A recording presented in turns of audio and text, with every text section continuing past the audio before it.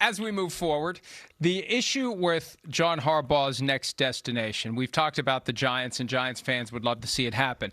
And I already mentioned the definitely not dysfunctional Browns. I'm surprised they aren't making a push for John Harbaugh. I'm surprised they aren't trying to get to the front of the line. I mean, again, one of the reasons why Kevin Stefanski's taken the fall, ultimately for the Deshaun Watson debacle, that we still don't know whose fingerprints are on it, which means the owner's fingerprints are on it.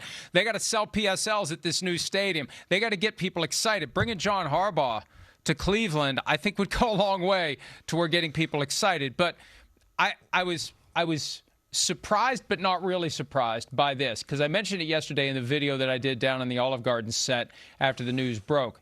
There will be teams that currently don't have vacancies that explore the possibility of creating a vacancy if filling that vacancy means hiring John Harbaugh.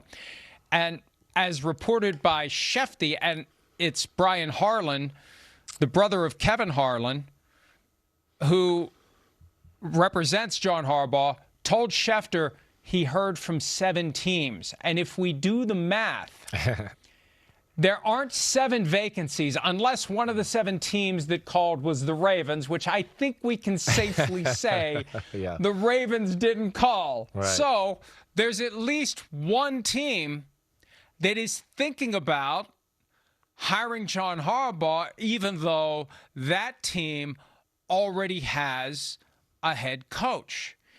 And hey, I don't know. We could do a bingo card. Is it the Buccaneers? We kind of know that right now they're in that, and the Buccaneers have a history of being in this limbo, and then all of a sudden we find out of the blue they're making a coaching change. Could it be them? Could it be some other team whose coach isn't even believed to be anywhere close to being in trouble? You know, I used to say with Mike Tomlin, if he got fired, teams that otherwise were happy with their coaches would fire those coaches if they thought they could get Tomlin. And hey, a lot of this defies the spirit of the Rooney Rule, and people really get triggered now when you even mention the word Rooney Rule. Well, until the NFL takes it off the books, compliance is required. But what would basically happen here is team gets a wink, nod understanding with John Harbaugh, fires the coach, goes through the motions, checks the boxes. And trust me, it wouldn't be the first time that a team checked the boxes to get to where they wanted to go. The Patriots did it last year with Mike Vrabel, and then hires John Harbaugh when it's all said and done. So we can't rule out the possibility that someone's going to get fired in the coming days with the understanding that no one will ever admit to that a deal's already in place to eventually hire John Harbaugh. Yeah, I mean, I wouldn't be shocked. I mean, again, you know, this is a big time football coach. For some of these teams that need a new coach or whatever, we're talking about some teams that, are somewhat, I don't want to say dysfunctional, but haven't been good. You know, have been out of the limelight for. The Browns are not dysfunctional, right? But I mean, just it's they need a guy, a steady hand that's been like, hey, wait, I know how to win football games, right?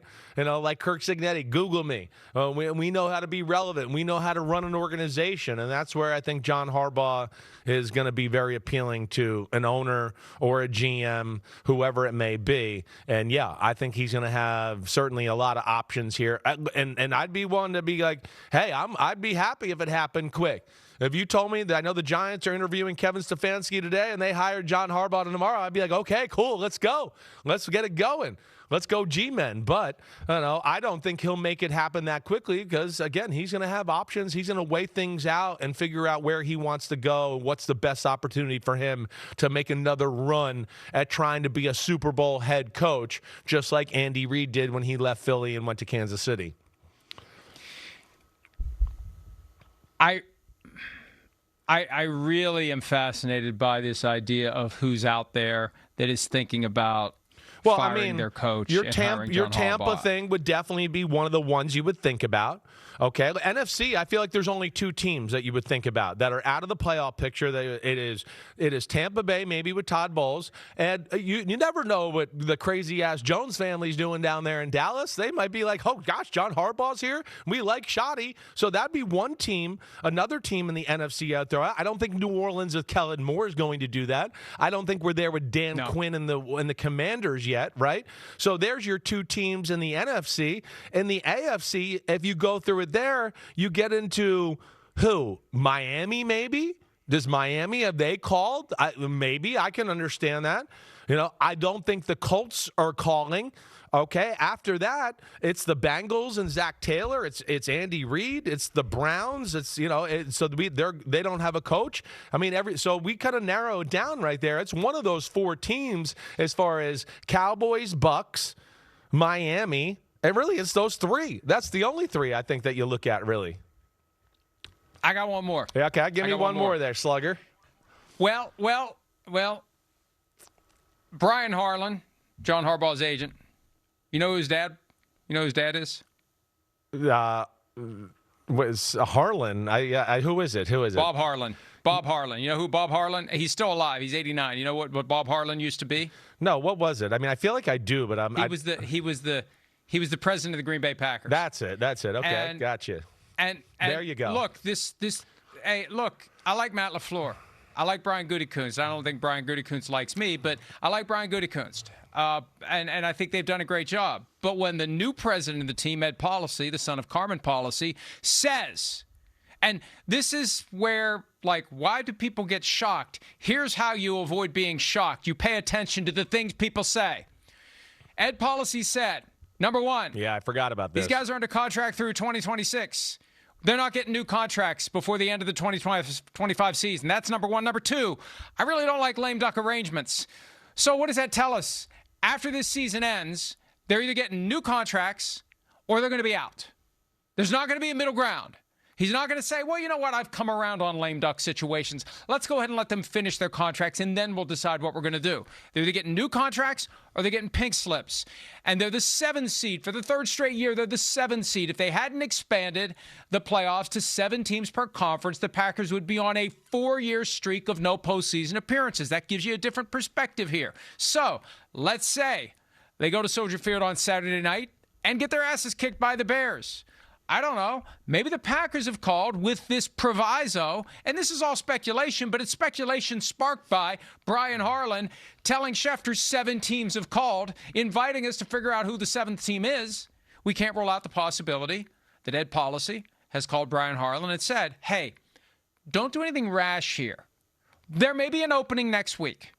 Let's just put that out there between the two of us, and don't just wait until next week before you sign any paperwork with the Giants or whichever other team you may decide to go work for. So we can't rule that out until Matt LaFleur and Brian Gutekunst have their long-term deals. We cannot rule out the possibility. They made the playoffs. The Ravens have been making the playoffs every year up until this year. Making the playoffs for some teams isn't good enough. Yeah, no, I hear you there, but they don't have Lamar Jackson, and he's one of the greatest quarterbacks of all time. I think that's the first thing. And the team wasn't set up in such a way that we have looked at the Packers and gone, they're going to the Super Bowl. We said that a bunch about the Ravens for about the last 7 years. So that's to me a little different there, right? I know what you're saying. All I'm saying is we know there's a team out there that's made the phone call. I'm saying we're identifying the teams. We got to put the Packers on the list. I'm not saying whether it would be a smart move. No, I know you're not. It's a good call by you. It's a good call. You're right. I'm just saying that's another one to put on there. No, I'm with you there too. I'm just trying to give my 2 cents about. I kind of think it's crazy that they would think about firing Matt LaFleur. That's just where I am at with it. I mean, let's go through. He had a deal with Aaron Rodgers and all of that. They go to NFC championship games. They're damn good. Then Rodgers, he gets to a point of his career where you know it. I was saying it his second to last year in Green Bay, right? I mean, you can justify or stick up for me. I was going, damn, he won't hang in the pocket and throw the ball down the field anymore. When they lost to the 49ers in the divisional playoff game, right, before the 49ers then lost to the Rams in the NFC championship game, right? That was the start of people are open. Throw the ball. What is going on? There's LaFleur and everybody had a game plan. It was to win the game, and Rodgers just wouldn't pull the trigger. So that hurts. Then, of course, the next year they don't make the playoffs, and then they usher Jordan Love in and go to the playoffs right away and got the 49ers on the ropes, when they're going to go to the Super Bowl and have the Chiefs on the ropes.